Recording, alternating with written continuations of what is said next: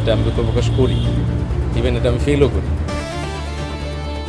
প্রথমে গোপন তথ্যে অভিযান, আইনশৃঙ্খলা বাহিনীর উপস্থিতি আর তার মাঝেই এক উপজেলা নির্বাহী কর্মকর্তার রণরূপ। কোনো কথা নেই, বার্তা নেই। আইনশৃঙ্খলা বাহিনীর সামনেই এক যুবককে নিজ হাতে এলোপাথারি মারধর। ময়মনসিংহ ত্রিশালের বালুরঘাটের এই ঘটনায় রীতিমতো তোলপাড় দেশ জুড়ে। সাধারণ মানুষের একটাই প্রশ্ন, অপরাধ যাই হোক না কেন, একজন সরকারি কর্মকর্তা কি ক্ষোভের বশে কাউকে এভাবে প্রকাশ্যে মারধর করতে পারেন? আমজনতার উত্তর তো একবারে সহজ, একদমই নয়। কিন্তু দেশের প্রচলিত আইন আসলে কি বলছে?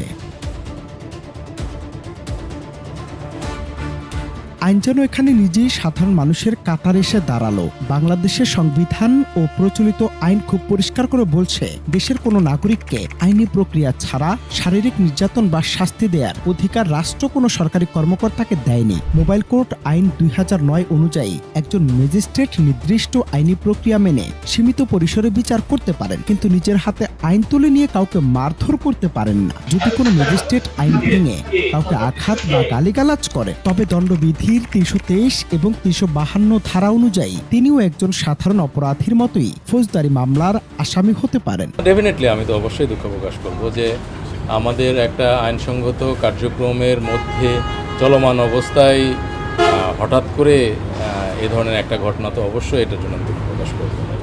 এটা আমি দুঃখ প্রকাশ করি, ইভেন এটা আমি ফিলও করি।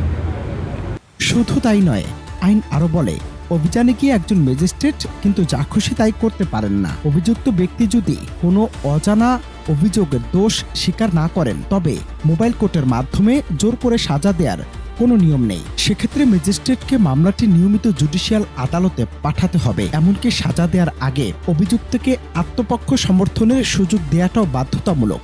অর্থাৎ ম্যাজিস্ট্রেটের কাজ অপরাধীকে আইনের মুখোমুখি করা, নিজের হাতে আইন তুলে নিয়ে একজন সাধারণ মানুষের কাতারে সে কাউকে মারধর করা নয়।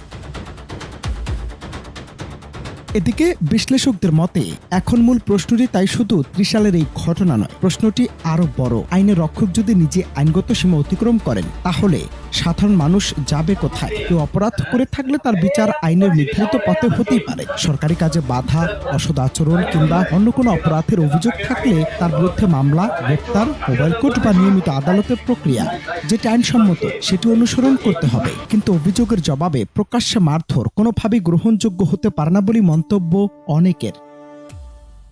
অনন্ত হাসান মাসুদ, বাংলা টিভি।